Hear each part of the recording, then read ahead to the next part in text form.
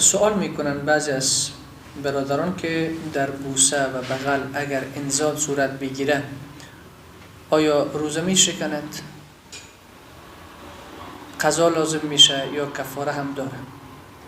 اگر یک مسلمان با همسر خودش در ماه مبارک رمضان از او بوسه گرفت یا او را در بغل گرفت، در این صورت انزال شد، قضا دارد، روزش شکسته، قضا لازم میشه و در کنار ای که قضا لازم میشه گناهگار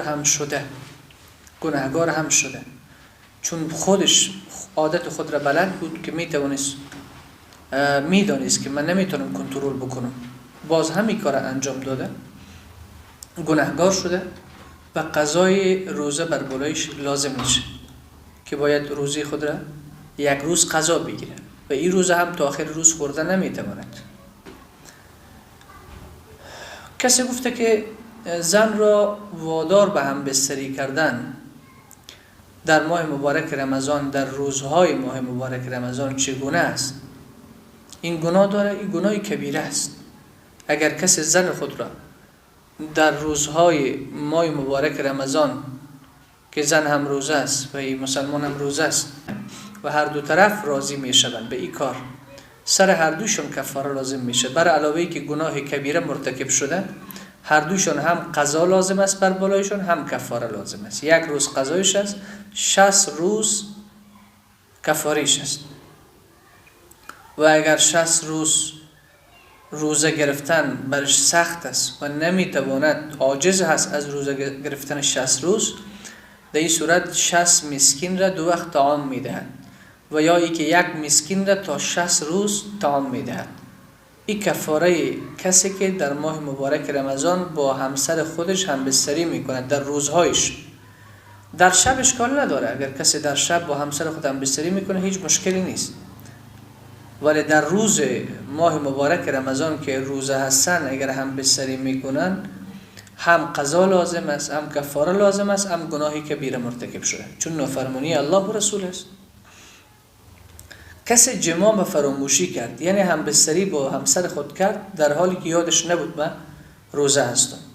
گاهن شاید اتفاق بیفته، گرچه یعنی شاید خیلی نادر باشه، خیلی کم باشه که کسی در ماه مبارک رمضان همبستری کند و او فراموش بکند که من روزه هستم.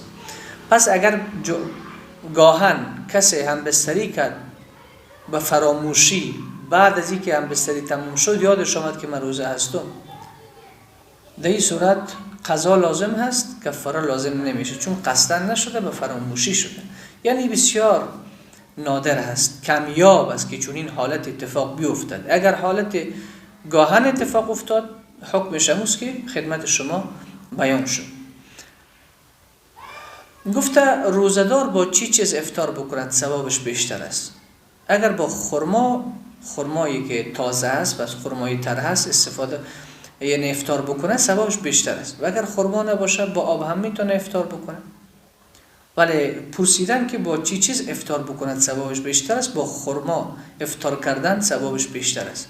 در بسیار جاها بسیار از مسلمان ها با سیگرت افطار میکنن، یعنی اونایی که عادت دارن به سیگرت، همین که از آن داده میشه اول کاری که میکنن سیگرت میکشن، در حالی که زحمت کردن تمام روز روزه گرفتن ولی او را با سیگرت افطار میکنن. این خیلی سخت گپ است که روزه بیاید و هنوز ما پرهیزگار نشویم، روزه آمده باشد و ما روزه هم گرفته باشیم، هنوز هم پرهیزگار و متقی نشده باشیم.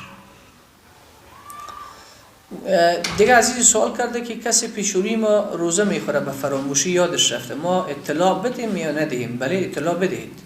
اگر کسی به پیش روی شما روزه میخوره به او اطلاع بدین که برادر عزیز ماه مبارک رمضان است، حتما شما روزه دار هستین، فراموش کردین، به فراموشی شما میخورین، تا او مسلمان و هم یک منکر است. وقتی منکر را میبینی باید مانع از او شوی.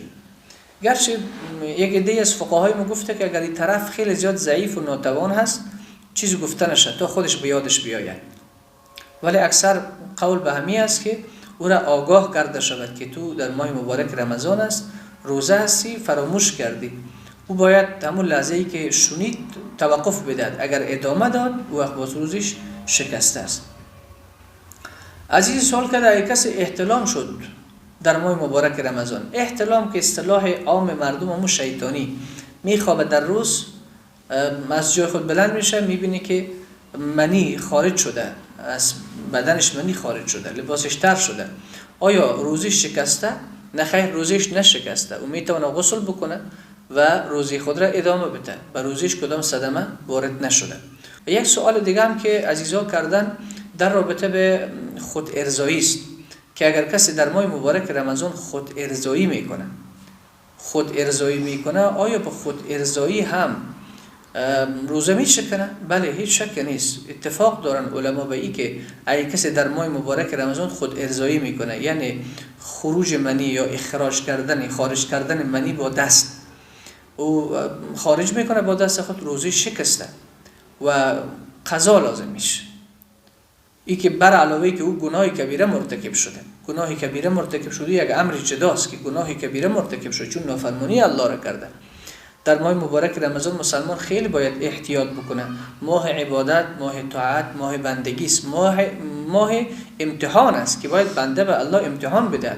ماه تمرین تقوا است، ماه تمرین اراده است، یعنی تمرین میکنه تا ارادش قوی شود، عزمش قوی شود. اگر در ماه مبارک رمضان انسان بی اعتنایی میکنه، توجه کمتر میکنه و او استمنایت میکنه یا ای که خود ارضایی میکنه، این گناهی کبیره است. یعنی در ماه مبارک رمضان گناهی کبیره مرتکب شده و قضا هم لازم است و این روز هم نمیتونه که او چیزی بخوره، تا اخیر روز هم ادامه میده و یک روز هم سرش قضا لازم است.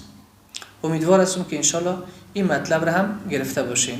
و آخر دعوانا ان الحمدلله رب العالمین.